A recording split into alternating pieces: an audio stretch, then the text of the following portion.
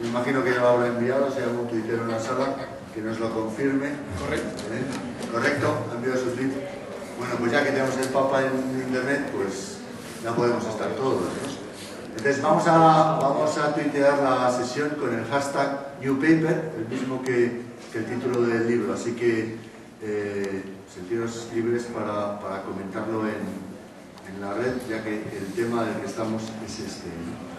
Bueno, estamos muy contentos los tres que estamos aquí porque estén ustedes presentes.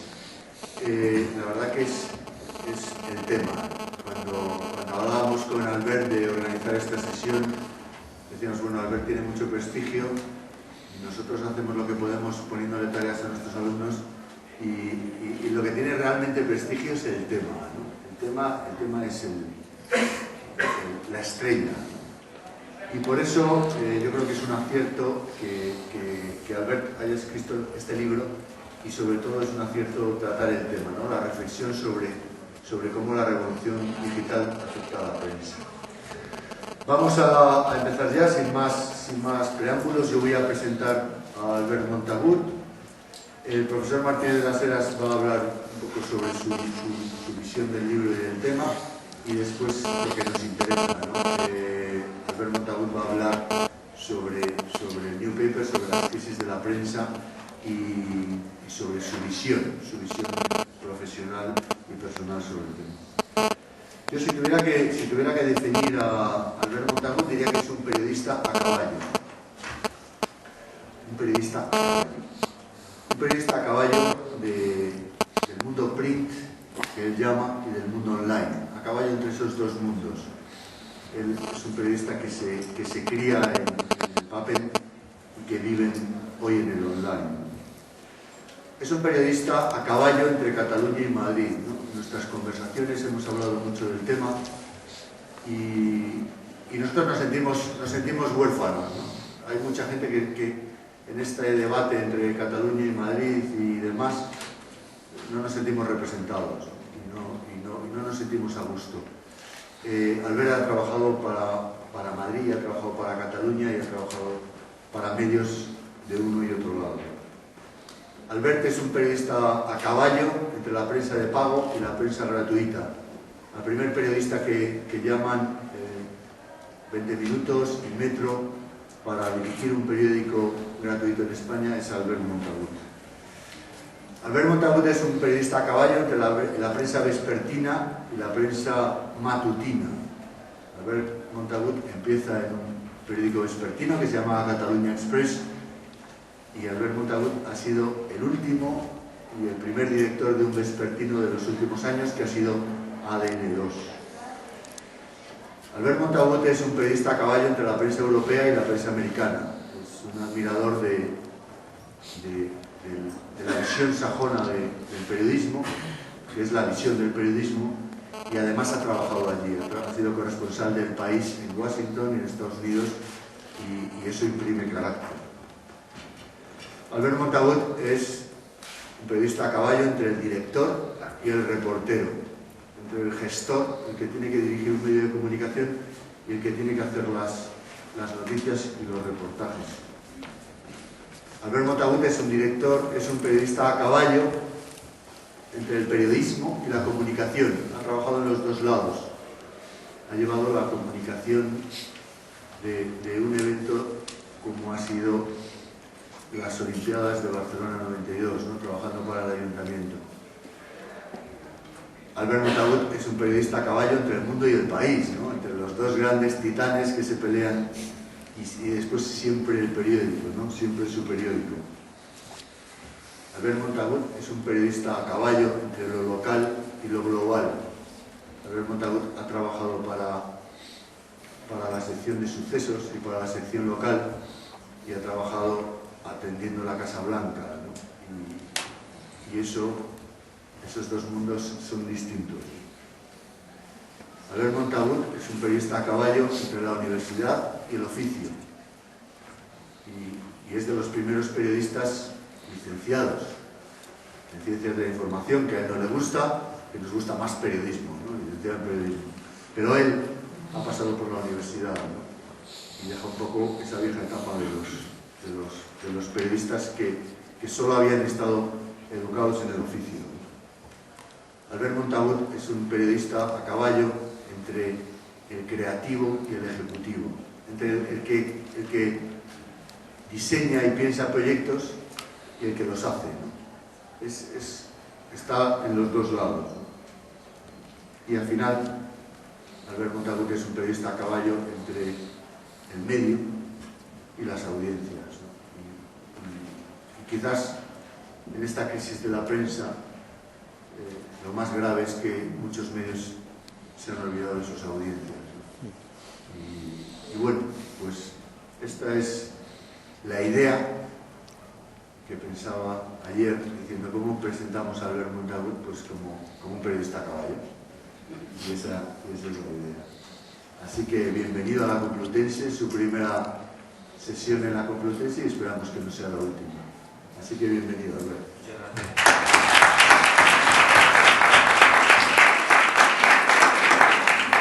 Don Agustín Martínez de las Heras, profesor de Historia del Periodismo Español, tiene la palabra. Muchas gracias, bienvenidos todos, muchas gracias por estar presentes, muchas gracias, Albert. El invitar a una mesa de este tipo, a alguien que se dedica a la historia, se podría decir, parafraseando a mi amigo Arturo, que yo también vivo a caballo entre el presente y el pasado. Y no es un buen consejo el invitar a alguien que vive fundamentalmente de contar cosas que han pasado. Porque ahora que estamos en un dilema que plantea el libro en profundidad, a los historiadores se nos ocurren cosas siempre malvadas, ¿no? Se nos ocurre a lo mejor remontarnos al siglo XVIII y decir, bueno, pues ahí funcionaban las cosas, pero claro, los periodistas no ganaban dinero. Entonces había un periodismo ilustrado que hacía gente que pertenecía a las academias o que le gustaba la literatura, que tenía fortuna personal. En el siglo XIX sucedía lo mismo. El periodismo estaba en manos de los partidos políticos. Por lo tanto, los periodistas tampoco cobraban o cobraban muy poco. Había excepciones. Larra, por ejemplo, que tuvo un contrato en su momento millonario. Pero en líneas generales, cuando el periodismo ha funcionado, me estoy refiriendo a la profesión periodística, me estoy refiriendo al periodismo de papel, es cuando los periodistas no cobraban, o cobraban muy poco, vivían la miseria. Entonces tenían aquello que se llamaba vocación. Con la revolución industrial, el periodismo cae en manos de las empresas y las empresas imponen su lógica. Las empresas y los anunciantes. Y entonces corremos hasta ahora en que la lógica es evidentemente una sociedad industrializada donde los periodistas ganan dinero, pero la contrapartida es depender de las empresas y depender de los anunciantes. En esta coyuntura en que ha habido una revolución tecnológica de primera magnitud, el periodismo no sabe qué hacer. Tampoco en otras etapas ha sabido qué hacer. Si partimos, por ejemplo, de que en 1810 se declara la libertad de expresión en España, los que hacían un periodismo ilustrado y estaban sujetos a unas normas rígidas, no supieron qué hacer con la libertad. Entonces se impuso un periodismo de combate, un periodismo batallador, un periodismo de algarada, y sepultó toda la noción periodística que había existido anteriormente. Por lo tanto, la historia es un referente para aprender cosas, pero evidentemente no para dar lecciones de lo que habría que hacer en una situación actual. Probablemente lo que mejor expresa la situación actual sea el periódico de hoy. El periódico de hoy. Fíjense ustedes, qué casualidad, que El País hoy nos trae un artículo, una columna de Elvira Lindo, donde dice no hay derecho. Elvira Lindo es, como saben ustedes, una reputada columnista, periodista, mujer de un conocido escritor, periodista, académico, y representa, yo creo que mejor que nadie, la línea del periodismo clásico, del periodismo de papel.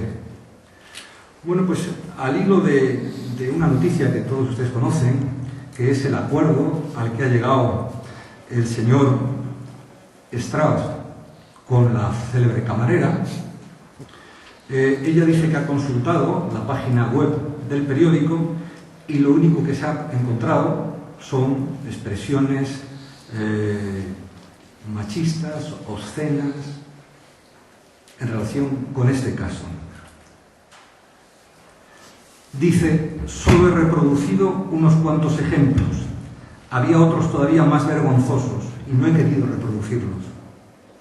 De cualquier manera, tal vez sigan ahí para uso y disfrute de quien quiera leerlos. O para el vómito.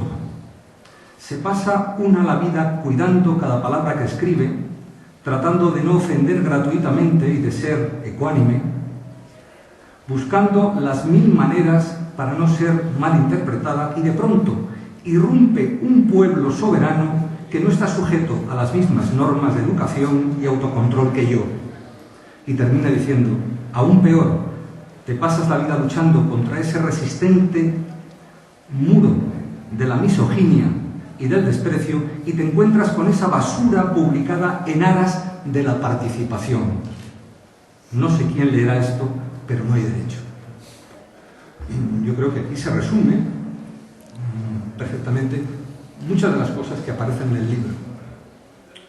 Ese contraste entre lo que se dice en la prensa clásica y lo que los participantes de los foros, la gente, va colgando diariamente. Hoy en la prensa también aparece: la escuela se atasca en primaria. El nivel de nuestros alumnos de 9 años es de los más bajos del mundo en lectura, en matemáticas y en ciencias. Quiere decirse, por lo tanto, que buena parte de la crisis del periodismo habría que achacarla a que no hay lectores, a que la gente no se interesa por los periódicos. Por otra parte, a doble página, ¿qué es un Cool Hunter 2.0 y para qué lo necesito? Se habla de los nuevos perfiles que afrontan las pymes en relación con la digitalización. Y por último, Rusia retira su propuesta para controlar Internet. Saben ustedes que se está celebrando la reunión de la Unión Internacional de Comunicaciones en Dubái, y esta era una de las noticias de hoy. Rusia parecía que iba a tratar de mantener Internet y de controlar Internet, y parece que ha optado por no hacerlo. Si hacemos un resumen de estas noticias, vemos cómo el libro es una tremenda actualidad. El libro plantea esa divergencia, ese divorcio que se está produciendo desde hace casi 20 años entre la prensa tradicional, el periodismo tradicional, y la prensa online, el nuevo periodismo. Una de las cosas que yo he hecho en falta en el libro, que por cierto me ha gustado, es que hablase de la educación o de la formación de los estudiantes que van a ser periodistas. Ignoro, porque ya digo que vivo anclado en el paraíso de la historia, que es muy cómodo, por cierto, ignoro cuál es la formación que se les da a los estudiantes de Ciencias de la Información en esta misma casa en relación con las nuevas tecnologías. Puede que sea suficiente, puede que no lo sea, ya digo que lo ignoro. Lo que sí sé es que los alumnos ya no leen periódicos y que los periódicos online se leen también en una medida muy escasa. Probablemente el futuro de Internet será la gran comunicación, pero desde luego el futuro del periodismo lo veo francamente negro. Y quiero terminar aludiendo sencillamente a lo que a mí me parece el futuro. La verdad es que a mí el futuro me parece como a mi madre, que era una mujer de origen humilde, que había pasado la guerra, y cuando veía la televisión decía: hijo, no sé dónde vamos a llegar.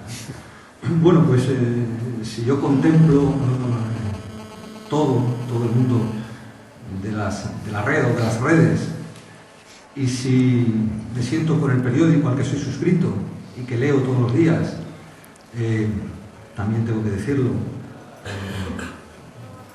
sabiendo que cada día tiene menos calidad, lo único que se me ocurre adelantar de cara al futuro es que no sé dónde vamos a llegar. Nada más.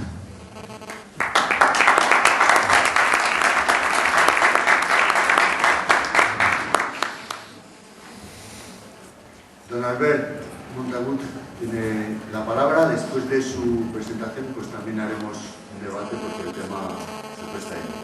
Así que adelante, Albert. Buenos días a todo el mundo. Gracias a Arturo y a Agustín por la introducción y muchísimas gracias a todos los que estáis hoy aquí. Estoy muy contento de estar en la Complutense, como se acaba de ver. Estoy muy contento de que estéis vosotros aquí. Lo más difícil, hoy no hablaremos tanto de la convergencia print online, que hablaremos. Yo lo que intentaría hoy es que cuando terminemos la charla hayamos hablado de algo que para mí es fundamental en mi vida y en mi entorno y en nuestra sociedad, que es periodismo, no información, periodismo, que explico claramente entre otras cosas. Os intentaré explicar lo que es para mí el periodismo. El periodismo es algo por lo que realmente vale la pena luchar. El periodismo es una forma de vida, no es un lugar para ganar mucho dinero, aunque algunos compañeros ganan muchísimo dinero. Es el mío.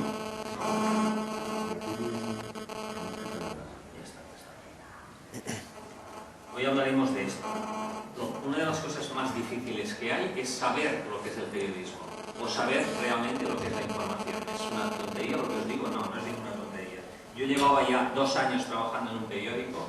Tuve la suerte de a los 19 años entrar en una redacción, haciendo carteleras, haciendo clasificaciones de fútbol, haciendo reportajes, haciendo lo que podía. Pero no sabía lo que era la información, no sabía lo que era el periodismo. Y la verdad es que me costó y fue un poco dramático de la forma en que lo conocí. Un día, bajando por el Paseo de Gracia de Barcelona, ya trabajando hacía 2 años en un periódico, justo delante del Hotel Majestic, en esta esquina que veis en la fotografía, un muchacho muy joven se acercó a mí y me dijo que le ayudara. Cuando me fijé, me dijo, es que me acaban de clavar una navaja para robarme y me encuentro muy mal. Y el chaval tenía, pues evidentemente, toda la barriga y todo el abdomen y toda la camisa llena de sangre. Era verano, era muy aparatoso. Y cuando yo lo cogí, se desmayó. Justo delante de nosotros estaba el portero del Hotel Majestic, que vio la escena, acudió a mí y me ayudó a llevar al chaval dentro del hotel. Una vez que vi que el chaval estaba en buenas manos, yo continué mi trabajo, continué mi paseo y me fui a donde tenía que ir, no lo recuerdo. Y ahí quedó la historia. 2 días después, en el periódico, el director Jaume Serrats hizo una reunión para hacer el eterno speech de que hay que hacer historias que interesen a la gente, historias humanas. Y dijo, es una vergüenza que este periódico no haya dado la historia del chaval acuchillado en el Paseo de Gracia. Yo en aquel momento no le dije nada a nadie que yo había visto y había atendido al chaval. Pero imaginaos el corte que me dio. Si hubiera levantado la mano en mitad de la redacción y hubiera dicho, yo estuve con este chaval y claro, pues me he quedado como un marciano. Realmente en aquel mismo momento me di cuenta de lo que era la información y lo que era el periodismo y lo que era el reporterismo. Y no es otra cosa que explicar lo que te sorprende. Básicamente es esto. Aquel día no me sorprendió el escenario del chaval acuchillado, pero en cuanto el director me dijo que aquello era una gran historia, me di cuenta de lo que era el periodismo. El periodismo es nada más y nada menos que seguir la información. Apoyar la información que os llegue con vuestro esfuerzo, con vuestra ilusión y con datos que solo tengáis vosotros. Si entendéis eso, que es un ejemplo muy gráfico que os pongo, clarísimamente entenderéis lo que es esta profesión. Y esta profesión entonces lo que os requiere es una dedicación vocacional, con mucha ilusión, una vocación que os lleva a trabajar muchas horas, a seguir las historias hasta que realmente creéis que tenéis toda la información y entonces explicarlo. El gran privilegio de esta profesión no es la firma, es el privilegio que socialmente vais a tener de poder explicar las cosas que os interesen a vosotros. Tenéis 2 opciones, ser informadores o ser periodistas. Informadores será aquellos profesionales que con mucha preparación y con idiomas y con un conocimiento online excepcional estéis en una mesa transmitiendo la información que os llegue a vuestros destinatarios. Seréis gran informadores. el plus que le deis de esfuerzo personal, de interés, de curiosidad a la noticia que vais a transmitir es la diferencia que hay entre información y periodismo. Si entendéis clarísimamente este concepto, que es fácil de entender, es el Chico del Majestic. Un mes después del Chico del Majestic estaba yo cubriendo un partido del Español en Sarriá y la persona de al lado se desmayó. Curioso, ¿eh? Pero es real, está todo escrito, está todo publicado. Se desmayó y ¿qué hice? Pues seguí a aquel hombre que se lo llevaran en volandas los de la Cruz Roja y se lo llevaron a los vestuarios. Estando en los vestuarios, el Español marcó un gol y los cimientos del vestuario temblaron. Y aquel hombre falleció en aquel momento. Y yo hice una historia que era el hilo de un hombre falleció. Ayer un hombre falleció junto a mí en Sarriá. Era una historia en la que explicaba cómo anónimamente puedes morir en un estadio. Era la diferencia del caso del Majestic al caso de Sarriá. Seguir la historia o no seguirla. Entonces, ese es básicamente de lo que va nuestro negocio. Independientemente de la plataforma que vayáis a utilizar, tendréis dos opciones: informar o reportajear. Yo soy de la teoría de que la información se tiene que reportajear, has de transmitir las informaciones ya con un plus de periodismo. Un poco más adelante os hablaré de exactamente qué quiere decir esto. La información es fundamental. Olvidaros de la crisis, olvidaros de los problemas. Durante el siglo XXI y el siglo XXII y los siglos bueno, no sé si el día 21 se acaba todo, no tenemos ningún problema. Pero si continúa, y el día 20, habrá que dar la noticia. Si el día 21 todo continúa, el periodismo, la información va a ser necesaria. Una sociedad moderna no puede vivir sin información, contrastada, veraz, honesta. La información es básica para nuestra sociedad y vosotros jugáis un papel determinante en que nuestra democracia, en que nuestra sociedad sea equilibrada si vosotros hacéis bien vuestro trabajo. Y vuestro trabajo tiene que ser, vuelvo a decir, muy importante, vocacional. Pero el periodismo es muchas más cosas, muchísimas más cosas. Dan Rather, el gran genio de la televisión americana, tiene una frase que prologa el primer libro que hice, Fe de Errores, que dice: la información es un negocio, siempre lo ha sido, los periodistas lo entienden y lo aceptan. Pero el periodismo es algo más también, es un faro que guía a los ciudadanos de una democracia a encontrar su camino. La información es un componente esencial de una sociedad libre. La información es un negocio, recalca, pero también una responsabilidad pública. La información es muy delicada.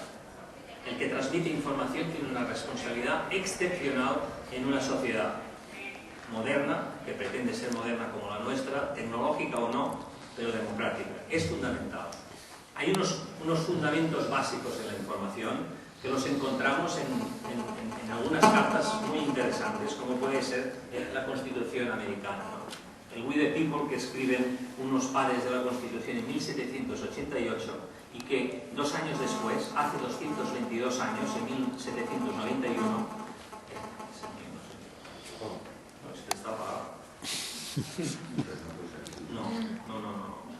ellos lanzan o hacen una enmienda a su primera Constitución.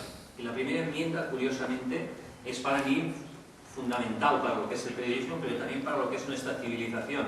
Y estos padres de la Constitución americana, en 4 líneas, nos explican algo que es fundamental, que si no lo habéis, seguro que lo habéis leído, si no lo habéis leído, os lo leo ahora porque creo que es la piedra angular de lo que representa nuestra civilización. La libertad de expresión. Dice: el Congreso no hará ley alguna por la que adopte una religión como oficial del Estado, o se prohíba practicarla libremente, o que cuarte la libertad de palabra o de imprenta, o el derecho del pueblo para reunirse pacíficamente y para pedir al gobierno la reparación de agravios. Esta frase de 222 años de antigüedad es hoy el fundamento básico de lo que representa para nosotros la libertad de expresión. Mucho más reciente, hace 34 años, nosotros conseguimos tener una constitución democrática que deberíamos tener la habilidad después de 34 años de retocarla un poco, eso es otro debate, en el que aparece un artículo 20 que es el dedicado a lo que es la libertad de expresión y los medios de comunicación. Es un artículo que supongo que lo habéis leído. Os puedo decir que hay muchos profesionales con muchos años de profesión que quizá no lo han leído. Yo creo que es fundamental que os leáis, esto no os lo vaya a leer porque es mucho más largo, pero realmente el artículo 20 nos sienta las bases de lo que realmente es el periodismo en una sociedad democrática como la que nosotros queremos vivir. El periodismo es fundamentalmente una herramienta democrática y de vigilancia de los poderes, en el sentido de que el periodismo está para fiscalizar efectivamente los poderes, no como un cuarto poder, pero sí como un elemento que realmente es fundamental en nuestro juego democrático. Nosotros estamos en crisis, la profesión está en crisis. La crisis económica ha hecho saltar, evidentemente, muchas cosas. Y sería un error pensar que la crisis económica, cuando pase, encontrará en España la posibilidad de tener un periodismo más democrático, un periodismo más preparado. No es cierto. La crisis económica está dejando al descubierto muchos de los problemas que hay en esta sociedad, y en el tema del periodismo, efectivamente, está dejando al descubierto lo que yo considero 3 crisis anteriores que no hemos resuelto. La crisis financiera tapa por completo lo que yo denomino la crisis provocada por el exceso de politización en los medios, falta de independencia; crisis provocada por la falta de reporterismo, segunda crisis; tercera crisis provocada por la llegada de la propia tecnología. La tecnología en sí nos ha provocado un problema. ¿Qué pasa con todo este paquete de cosas? Pues con todo este paquete de cosas, siempre hablo de periódicos, tenemos crisis de identidad profesional, descenso de difusión, caída de publicidad, pérdida de fidelidad del lector, fragmentación de la audiencia en otras plataformas, falta de entretenimiento, poca originalidad, falta de inversión en el propio producto, escasa información propia, demasiada información de agencias, falta total de horizontalidad, exceso de promociones comerciales para vender periódicos, falta de exclusivas, y los efectos que puede aplicar a todo este caos una televisión muy avanzada con unas series increíblemente atractivas como Homeland, Downton Abbey y muchas otras cosas, la radio que está evolucionando, Internet, los propios DVDs ya decayendo, el iPod, los periódicos gratuitos en desuso y las tabletas, que es la gran revolución.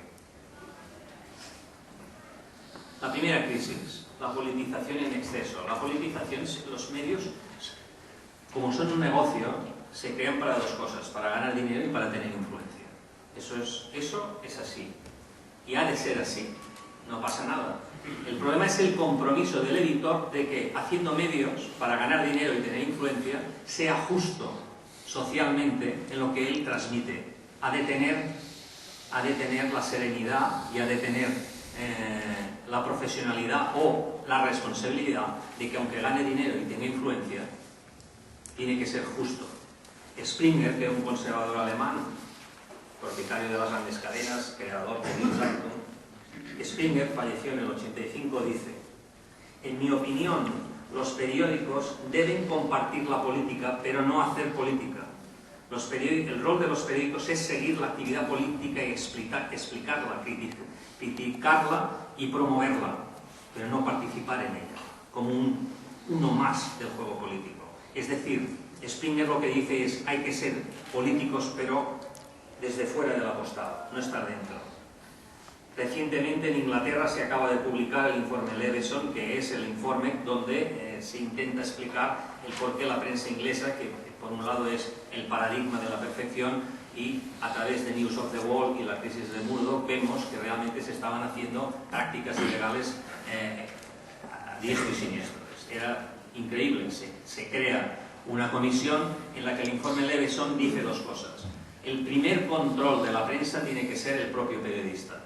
Es decir, el periodista debe ser una persona honesta, que se puede equivocar, puede tener ausencia de malicia a la hora de publicar una historia que cree que es cierta y se puede equivocar, pero el periodista tiene que ser el primer control de la información. Y luego aboga por controles profesionales que sean independientes del poder político y de los propios medios, que también marquen directrices de lo que hay que hacer, cómo hay que hacerlo, o que critique determinadas cosas. Leveson dice: el organismo, hablando del organismo autorregulador, debe ser verdaderamente independiente de los líderes de la industria periodística, del gobierno y de los políticos. Deberá promover un periodismo de calidad y proteger tanto el interés público como los derechos y las libertades individuales. Es decir, siempre autocontrol y siempre objetividad y distancia. En los años 80 apareció en España un periódico excepcional, porque era muy joven, El Mundo, del siglo XXI. Digo excepcional porque realmente era un periódico que muy nuevo, consiguió situarse inmediatamente en lo que era el escenario mediático a primerísimo nivel. Periódico muy politizado que vio en los errores del gobierno socialista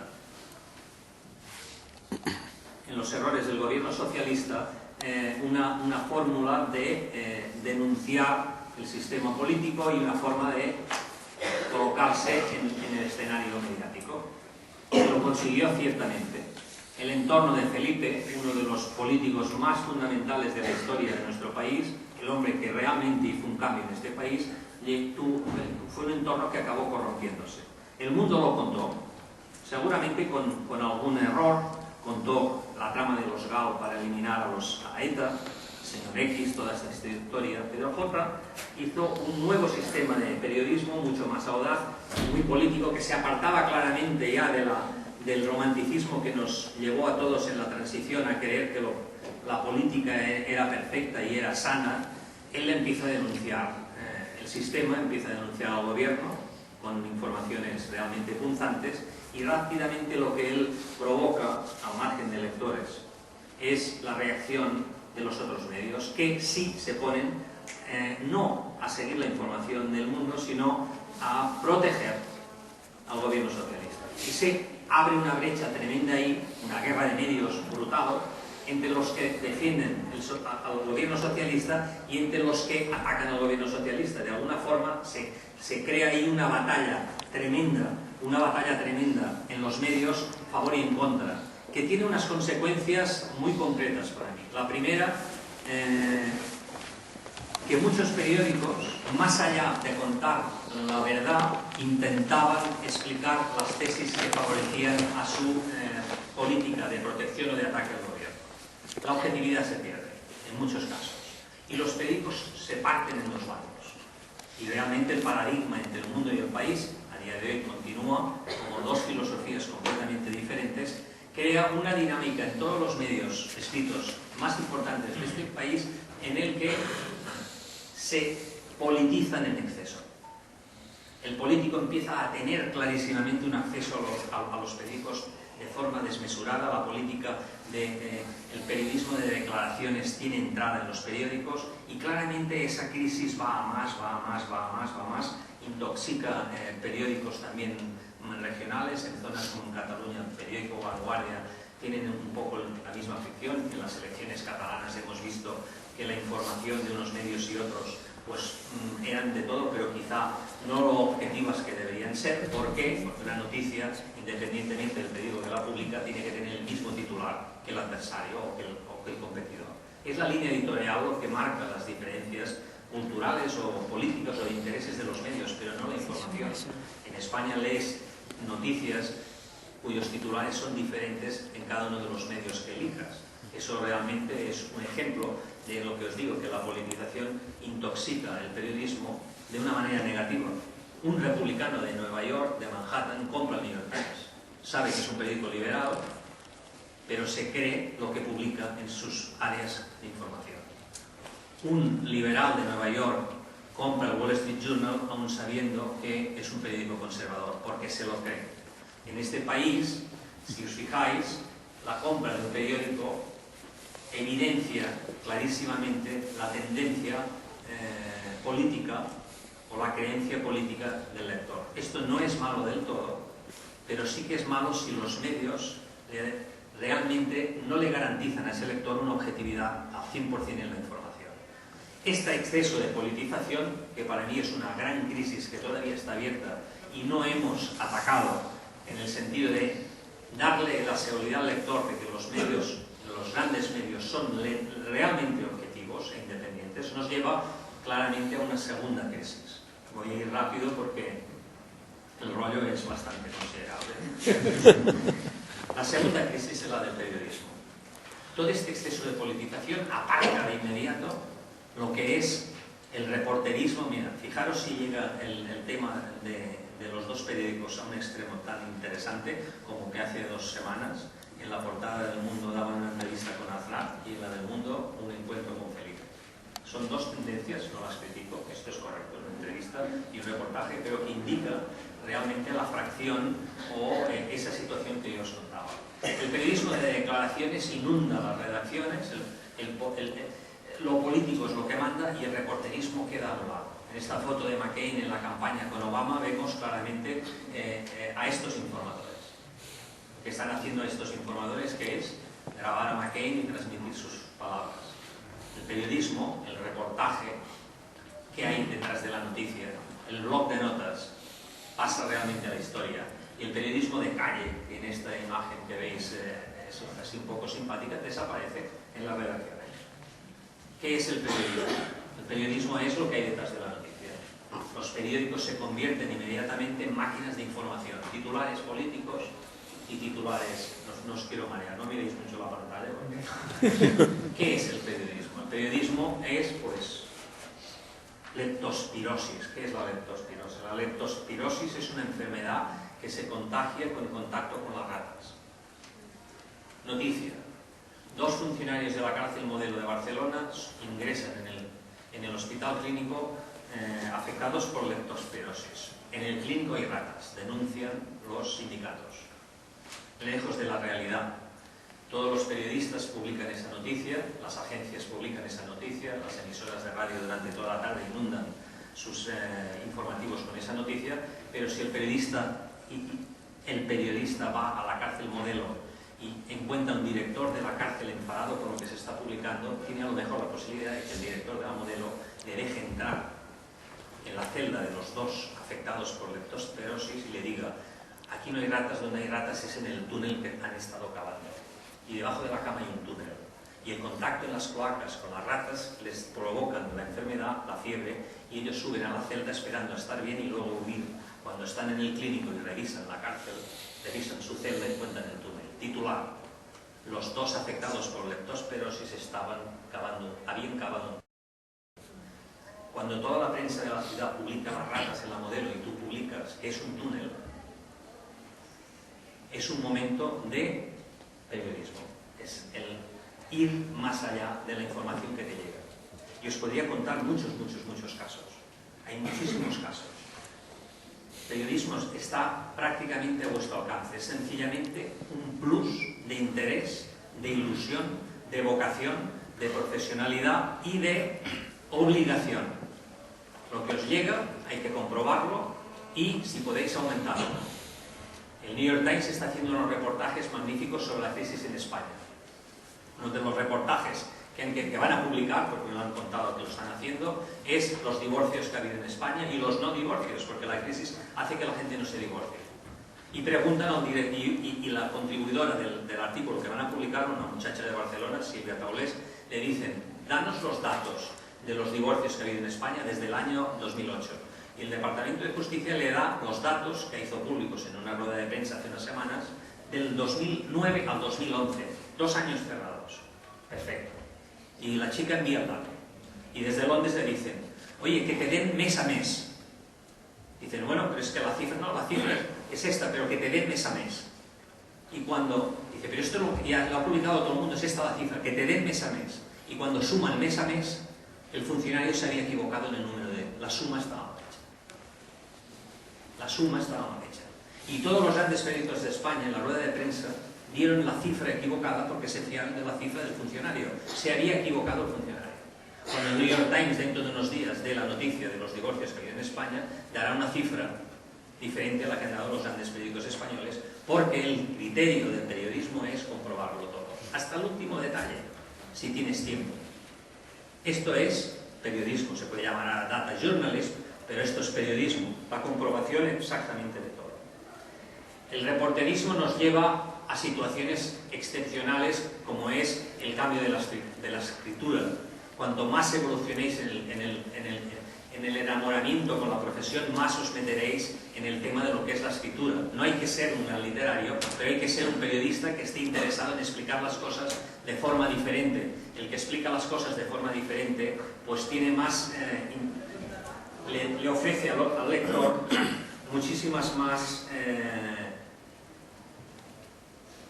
Montse Martínez. Montse Martínez es una redactora de judiciales en el periódico de Cataluña que yo tuve la suerte de contratar en El Mundo de Cataluña. Montse Martínez era la periodista encargada, la reportera de judiciales.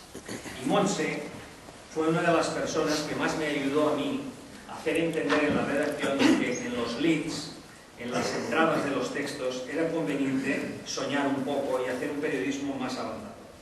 Y ella lo entendió claramente, es una de las mejores escritoras de leads de este país. Y una de las noticias que ella redacta dice así: se hizo con una bata blanca, se colgó el cuello un estetoscopio y bajo el brazo unos historiales clínicos. Punto y aparte. Así, haciéndose pasar por médico, se paseó por distintas plantas del Hospital Clínic de Barcelona hasta que dio con una víctima. La encontró en la planta de ginecología. Era una mujer de unos 30 años, embarazada de 8 meses, que se encontraba ingresada para someterse a unos análisis. Punto y aparte. El impostor, tras presentarse e informarle de que tenía que hacerle unas pruebas, le introdujo un tubo de ensayo, primero por la vagina y luego por el ano. MD, de 30 años, camarero de profesión, se sentará en el banquillo acusado de un delito de agresión sexual por el que el fiscal solicita 6 años de prisión. Finalizada ya la investigación llevada a cabo por la titular del juzgado de instrucción número 20 de Barcelona, Eva Montó, se ultiman los trámites procesales para después fijar la fecha de la vista oral que se celebrará en la sección tercera de la Audiencia de Barcelona. Esto está publicado en El Mundo de Cataluña. Texto, perfecto. Texto de otro periódico tradicional, un informador, no un periodista, un informador. El titular del juzgado de instrucción número 20 de Barcelona, Eva Montó, se ultima los trámites procesales para fijar la fecha de la vista oral que se celebrará en la sección tercera de la Audiencia de Barcelona contra ND, de 30 años, camarero de profesión acusado de... Las diferencias entre una cosa y la otra son las diferencias que esconde el cariño al periodismo o el interés de ir mejorando en el periodismo. Hay miles de casos y no os voy a machacar con esto. El reporterismo hay que recuperarlo como sea. No puede ser que el reporterismo solo esté en los frentes de batalla. Tim explicaba y utilizaba sus tweets para explicar lo que pasaba en Libia. Aquí explicó en uno de los tweets el 19 de abril que Gaddafi estaba bombardeando Misrata y decía que no había señales de la OTAN. Él murió en Misrata. El periodismo llevado al máximo nivel, el corresponsal de guerra, no es el ejemplo que tenemos que seguir, todo y que Tim era un fuera de serie. El periodismo, para llegar a estos niveles, hay que entenderlo, hay que hacerlo, entenderlo desde la base. Es más difícil ser redactor de sucesos en Barcelona que corresponsal en la Casa Blanca. Y desde el punto de vista periodístico os diré que hasta es más glamuroso. Es más fácil trabajar en la White House de corresponsal del País que cubrir el atentado de ETA en Zaragoza hace 25 años con niños muertos entre los escombros. Una cosa te lleva a la otra, pero no hay que confundir. Hay que ir lentamente y ver que los fundamentos del periodismo están tanto en la Casa Blanca, o puedes aplicar allí los mismos, si tuviéramos tiempo se explicaría, a reportajes aplicados en Estados Unidos como si fuera periodismo de sucesos de Barcelona con un éxito excepcional, pero es siempre lo mismo, es siempre lo mismo. Los textos, por lo tanto, son muy importantes. Los norteamericanos lo tienen claro, son los primeros que han hablado de la crisis en España, han hecho reportajes excepcionales. Dan Bilevsky escribe en el New York Times un reportaje sobre uno de los efectos más descarnados de nuestra crisis. La gente no tiene dinero para enterrar a sus muertos. Y él escribe en un lead excepcional: María Cristina Riveros apenas puede permitirse el lujo de vivir y no digamos de morir. Lead tradicional norteamericano 100%. Los podemos hacer aquí estos leads, ¿eh? No los hacemos, pero deberíamos hacerlos. Por lo tanto, cuando llega el fin de María Cristina, ella insiste en que no habrá lluvia de rosas o lápidas de mármol en la marca de su tumba. En lugar de esto, ella va a donar su cuerpo a la ciencia para evitar ser una carga financiera para su familia. Periodismo al máximo nivel. Luego viene la crisis. Los norteamericanos han empezado a hablar de nuestra crisis en primera página antes que nosotros, de una forma humana, horizontal. ¿Qué le ha pasado a la gente? Herald Tribune, la edición global del New York Times, lo han estado haciendo desde hace meses. Nosotros hemos empezado a hablar de los desahucios cuando una concejal del País Vasco se suicidó. Llevábamos 5 años con desahucios. donde los bancos te quitan el piso y sigues pagando la hipoteca. Los norteamericanos desde hace meses lo están denunciando. En sus páginas, en Oklahoma, en sus páginas, estos reportajes aparecen en Indiana, en Hawái, en Alaska. Decimos que los americanos son incultos, pero los americanos tienen la idea global muy desarrollada. Segunda crisis ha quedado clara, la falta de periodismo, ¿no? El estar ahí está claro, ¿no? Esa segunda crisis nos sigue afectando a nosotros. La tercera crisis, curiosamente, empieza con la revolución más espectacular, más apasionante de nuestra civilización, que es la llegada de Internet. Carlos Salas, un compañero mío en el mundo, conoce bien qué pasó en el 94-95. Internet llegó a las redacciones. He de decir que los primeros contactos en España con Internet fueron en las universidades politécnicas en Barcelona. Los primeros escarceos también se hicieron en las universidades de Madrid. Los profesionales universitarios tenían contactos con las universidades americanas. En el libro se explica la cronología de Internet. Yo creo que es interesante. Del libro no quiero hablar mucho, pero en el libro los datos están corroborados, siguiendo técnicas del National Geographic, por los propios protagonistas. Los protagonistas han visto sus páginas, no han sido autorizados a tocar el contenido del texto, pero sí a modificar las fechas y los datos, y me han ayudado mucho. El libro es una cronología de lo que ahora voy a contar rápidamente. Llega Internet a las universidades y rápidamente algunos profesionales en algunos medios se dan cuenta que aquello es una herramienta. El periódico de Cataluña es el primero que lanza los BBS, Bulletin Board Systems, unas páginas fotografiadas del periódico en Internet, y quien tenía una clave de Internet, a lo mejor era un código de 35 letras, entraba y veía aquel documento. La primera web que se hizo fue la del diario Rubí, en Barcelona, principios del 95. Ahí ya se lanza el mundo, pero antes de que el mundo.es aparezca, de la mano de Mario Tascón, La Vanguardia y el periódico lanzan sus ediciones online. Es un momento donde la prensa de Barcelona, yo a caballo de las dos prensas, considero que está más avanzada en muchos sentidos que la prensa de Madrid. Esto se ha invertido, cuestiones de todo tipo, pero en aquel momento la prensa de Barcelona más avanzada, más global, más moderna, con diseños mucho más revolucionarios en prensa, muy diferente, se avanza durante unos meses. Ahí llega clarísimamente toda la avalancha de los nuevos medios. La cronología de Internet es la cronología de uno de los desastres, de uno de los despropósitos más grandes que se conocen. Teníamos la revolución en la mesa de al lado y no nos dábamos cuenta, o que nos dábamos cuenta no influíamos en que aquello tenía que intoxicar a esto, print, y el print tenía que intoxicar a aquello. Aún hay redacciones importantes de Barcelona que están separadas.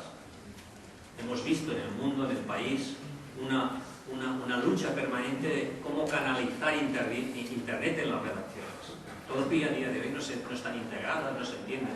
Los redactores del print que dejan un texto para el online, dejan el texto con la palabra ayer, porque se publicará mañana en el print. Es un desastre colosal. Durante mucho tiempo, los redactores jefes de sección y redactores que los enviaban al online, se oían la frase de que el que vale, vale, y el que no vale, va al online. Es así. Incluso a día de hoy hay muchos periodistas que se consideran despreciados y en entornos print se van al online. Eso es un error. Internet está aquí no para quedarse. Internet nos ha cambiado la vida para bien. Y el uso que hagamos tiene que ser no malévolo, sino que tiene que ser correcto.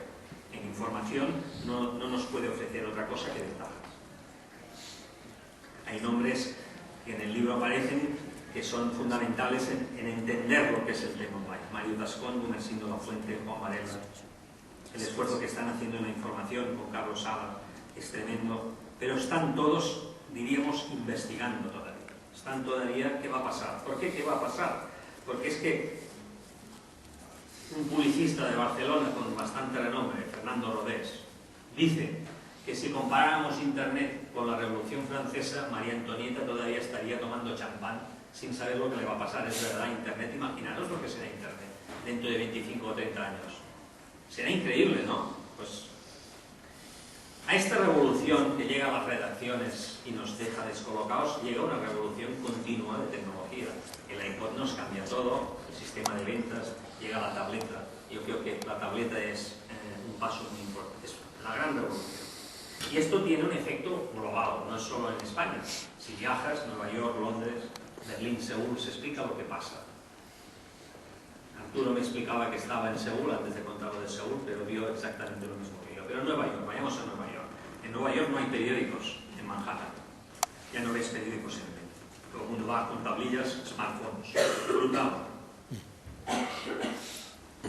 En Inglaterra los periódicos todavía se ven en el metro. Es curioso, la cultura de Fleet Street famosa todavía van con mucho papel, y eso que tienen acceso a la tecnología, pero ves mucho papel en Londres. En Nueva York, desde luego, el New York Times ha desaparecido de las calles.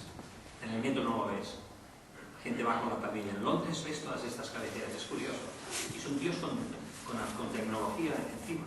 Pero todavía el periódico ahí se resiste, pero el Guardian está desarrollando una de las mejores webs del mundo. La comparan con la del New York Times, o la cara y la cruz. A mí me gusta más la del New York Times. New York Times no hay periódicos. La belleza de un papel es excepcional. Esta portada de Obama en su reelección es perfecta. Pero hay que decir que en la tablilla queda con más resolución. Es más bonita la tablilla que el natural. Es una lástima, pero es así. Este broadsheet es estrecho porque en un momento determinado, imaginaos la mentalidad, ellos hacen el wide, hacen el estrecho de 15 pulgadas como si fuera una pantalla, para darle al lector la sensación de que está en un ordenador, en print. Imaginar la cantidad de chorradas que se han hecho.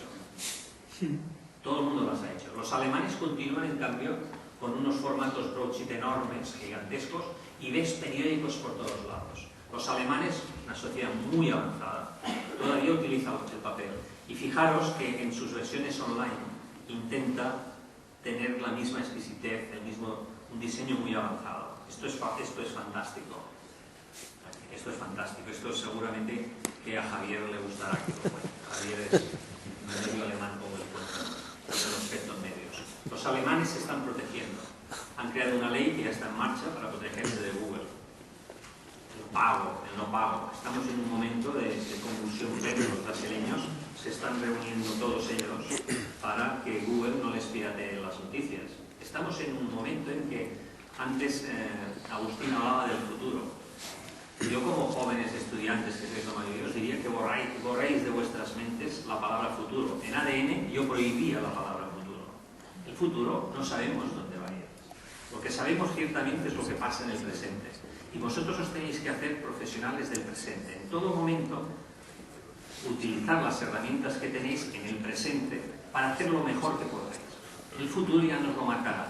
Pero cuando lleguéis a ese futuro, si habéis utilizado bien el presente al máximo, tendréis vuestro lugar. Todo está cambiando por completo. En Seúl no hay periódicos. En Seúl solo están estas maravillosas Samsung que inundan todo. Arturo contaba que no es que tengan un sistema wifi en el metro, es que tienen un sistema de señal de televisión, están viendo televisión en el móvil. No hay periódicos. El mundo avanza de una forma increíble. Corea es un país muy desconocido para nosotros. Yo, por razones personales, he tenido que ir a Corea y he visto una nación completamente desarrollada en tecnología. Viven con la obsesión de que les caiga una bomba atómica desde Corea del Norte todos los días, te dan panfletos de cómo actuar en un ataque atómico, con lo cual te quedas parado. Pero Corea, en 20 años se ha convertido en la 11ª potencia mundial, basando claramente toda su fuerza industrial en la tecnología. Estamos años luz de eso nosotros. ¿Cuántas tabletas hay en esta redacción? Esta me la han pagado a mí, ¿eh? Os lo digo porque a mí la empresa me la ha dado. ¿Cuánta gente tiene tableta aquí? 1, 2, 3, 4, 5, 6, 7 tabletas. No tenemos todavía el poder adquisitivo para que sea masivo. Y mucho menos no tenemos wifi en muchos sitios. O sea que el desenganche del papel online en España será en función de nuestro avance económico y en función de nuestro avance en Internet. Pagamos más por Internet que nadie en Europa y tenemos el Internet más bajo de Europa. Hasta los turcos y los portugueses, pagando menos, tienen más velocidad. Todo eso influirá en este desenganche del papel al online. O sea, no nos tenemos que preocupar. Olvidaros, ya pasará. Lo que tenemos que hacer en este desenganche es hacer periodismo. Es lo único que tenemos que hacer, periodismo. McLuhan decía, lo del medio es el mensaje. Y una de las cosas que más me ha interesado en los últimos años es un editorial de la revista Wired, cuando pasa McLuhan, canadiense, un visionario de la aldea global, un visionario de la aldea global. Cuando Wired lanza su edición para iPad, dice Chris Anderson, que es el editor: la ironía ha hecho de Wired una revista fundada para explicar la crónica de la revolución digital. Ha llegado cada mes a sus lectores en la forma tradicional de los átomos de los árboles muertos. Es bonito. Digamos que el medio no siempre es el mensaje, hasta que ahora lo es. Realmente la tableta cambia muchas cosas. Muchas cosas. Iremos a tabletas más pequeñas, el mini iPad es una tableta más operativa, pero la Samsung Galaxy, por ejemplo, es la síntesis entre el teléfono y la tableta. El día que Apple lance un iPhone, no 5, sino 7, 8, que sea como medio mini iPad y el iPhone actual, pues tenemos una máquina perfecta. Teléfono, comunicación total, todo, y una pantalla lo suficientemente retina, sensacional de diseño, sensacional de definición, donde lo tenemos todo. ¿Cuándo tendremos todos esos en el bolsillo? Tardaremos unos años. No tengamos prisa. Lo que hemos de ir haciendo es no olvidarnos de la palabra mágica. La palabra mágica no es tecnología, no es futuro, es periodismo, siempre periodismo. Periodismo, y no nada más que el periodismo. La cuarta crisis es la económica. Nos llega y decimos, el mundo se está hundiendo. Yo creo que el mundo se nos había hundido antes del 2008, porque éramos periódicos politizados, poco independientes, viviendo de las donaciones de los partidos, de los gobiernos, de las autonomías. Poca independencia. En toda Europa hay ayudas a la prensa, pero en toda Europa las ayudas a la prensa son transparentes. Aquí no son transparentes. Aquí no sabes lo que un gobierno autónomo o un ayuntamiento o un gobierno del Estado le da a un periódico o le da a otro. ¿Qué contratos de compra de periódicos tienen? Todo eso no es transparente. Eso contribuye a esa creencia de que nuestra prensa necesita independizarse del poder político, y el que no gane dinero, como dice Dan Rather, que dice que es un negocio, el que no gane dinero tendrá que cerrar. Y el mercado quedará pues en manos de los que ganen dinero, como es en los restaurantes o como puede ser en las tiendas de corbatas. Entonces ese es el proceso. El periodista en ese proceso tiene que seguir haciendo lo mismo. Periodismo. La cuarta crisis se refleja no en una caída publicitaria, porque publicidad hay mucha, se refleja en el precio de las tarifas. ADN cerró con un 57% de publicidad acumulada. Un viernes de ADN Plus, 40 páginas, 57% de publicidad, nos daba, en cuenta de resultados y con tarifa en la mano, 570.000 euros de ingresos un solo día. Con la tarifa aplicada al 90%, cobrábamos 60.000 euros. Inviable. Cuando Lara dijo que se tenía que cerrar ADN, yo lo entendí perfectamente. Los periodistas tenemos que saber qué pasa en nuestras empresas para no llevarnos desagradables sorpresas. Las empresas tienen que ser honestas con los periodistas y explicar sus números. ¿Por qué? Porque si son empresas en dificultades, lo único que van a obtener por parte del profesional va a ser un trabajo extra. Ayudar a la cabecera para que la cabecera sobreviva a la crisis. La crisis tiene muchas caras. Caída de ventas, subidas de usuarios online, dos curvas que ni se cruzan. Los usuarios online de un periódico han ido hacia aquí y ni se han cruzado. Los periódicos tienen menos lectores que usuarios, menos lectores de print que usuarios online. El estado de ánimo general es muy deficiente. Los periodistas de los medios están deprimidos. Imaginaos los 8.000 y pico de periodistas que se han quedado sin trabajo. Se han recortado las redacciones, se han recortado los formatos de papel para economizar papel, cuando un formato tiene que ver con el diseño y con el contenido. Se han recortado periódicos a la brava y no se han modificado los diseños. Todo se está haciendo mal. Adiós a los simios desaparecen de las redacciones. La transformación es total. No solo es aquí, en Estados Unidos, con un panorama de Internet diferente, hay una caída de prensa total, periódicos cerrados por todos sitios.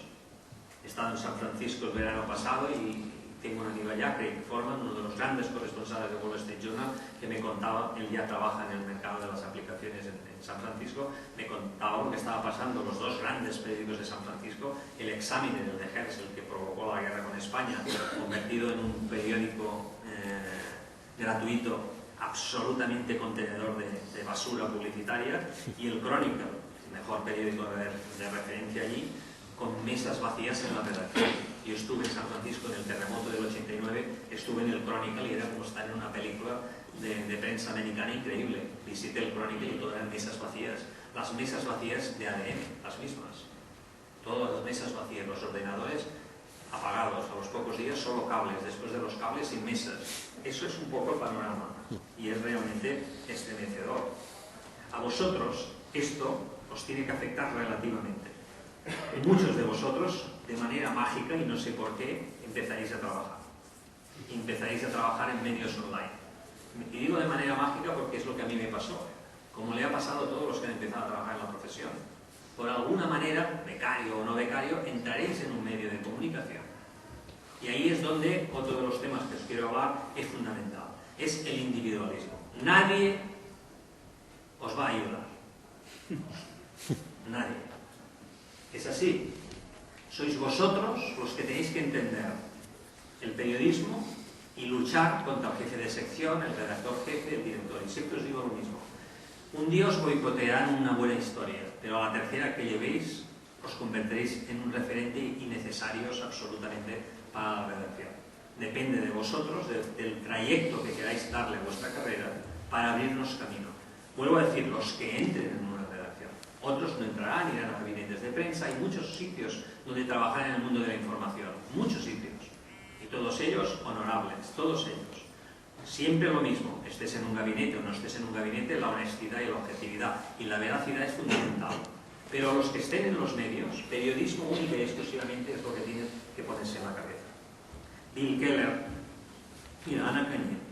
Anna Cañil explica en el libro, y así le pediría a uno de los asistentes en la mesa que me ayude, porque estoy un poco así como...